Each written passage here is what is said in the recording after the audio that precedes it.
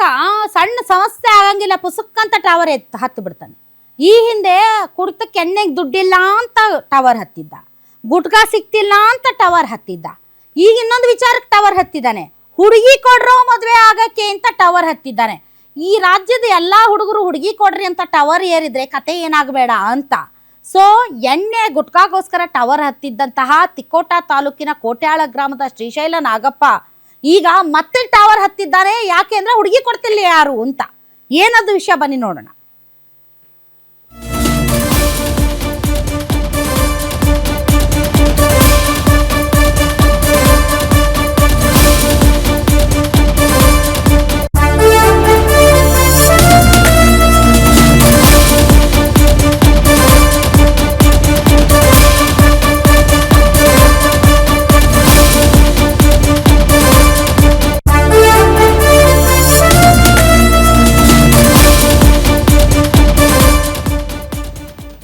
ವಿಜಯಪುರ ಮತ್ತೆ ಟವರ್ ಏರಿದ್ದಾನೆ ಯುವಕ. ನೋಡಿ ಟವರ್ ಹತ್ತಿ ಕುಳಿತಿದ್ದಾನೆ. ಟವರ್ ಏರದೆ ಚಟ, ಏನಾಗ್ಲಿಲ್ಲ ಅಂದ್ರೆ ಟವರ್ ಹತ್ತಿ ಕುತ್ಕೊಂಡ್ಬಿಡೋದು.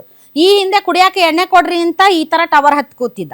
ಇನ್ನೊಂದ್ಸರಿ ಗುಟ್ಕಾ ಸಿಕ್ತಿಲ್ಲ, ಗುಟ್ಕಾ ಕೊಡ್ರಿ ಅಂತ ಟವರ್ ಹತ್ತಿದ್ದ. ಈಗ ಹೆಣ್ಣು ಸಿಕ್ತಿಲ್ಲ, ಹೆಣ್ಣು ಕೊಡ್ರಿ ಅಂತ ಟವರ್ ಹತ್ತಿದ್ದಾರೆ. ಕೊಟ್ಯಾಳ ಗ್ರಾಮದ ಶ್ರೀಶೈಲ್ ನಾಗಪ್ಪ ರಾಮತೀರ್ಥ ಮೊಬೈಲ್ ಟವರ್ ಏರಿದ್ದಾನೆ. ಮದುವೆಗೆ ಹೆಣ್ಣು ಸಿಗ್ತಾ ಇಲ್ಲ ಅಂತ ಟವರ್ ಏರಿದ್ದಾನೆ.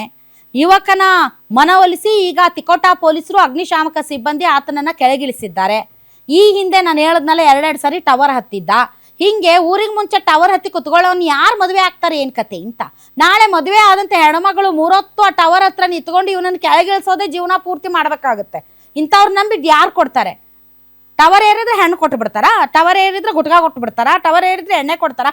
ಫಸ್ಟ್ ಈತನನ್ನ ಯಾವ್ದಾದ್ರು ರಿಹಾಬಿಲಿಟೇಷನ್ ಸೆಂಟರ್ಗೆ ಹಾಕಿ ಈತನ ಮಾನಸಿಕ ಸ್ಥಿತಿಯನ್ನ ಸರಿಪಡಿಸ್ಬೇಕು. ಇಲ್ದಿದ್ರೆ ದಿನ ಬೆಳಗಾದ್ರೆ ಟವರ್ ಹತ್ತಿ ಕೂತ್ರೆ ಪೊಲೀಸರಿಗೆ ಅಗ್ನಿಶಾಮಕ ದಳಕ್ಕೆ ಬೇರೆ ಕೆಲ್ಸ ಇರಲ್ಲೇನು? ಎಲ್ಲದಕ್ಕೂ ಒಟ್ಟು ಟವರ್ ಹತ್ತಿ ಕೂತ್ ಬಿಡೋದು.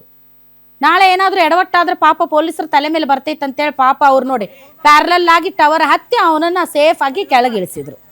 ಎಂತೆಂತ ಹುಚ್ಚರಿರ್ತಾರೇನಪ್ಪ.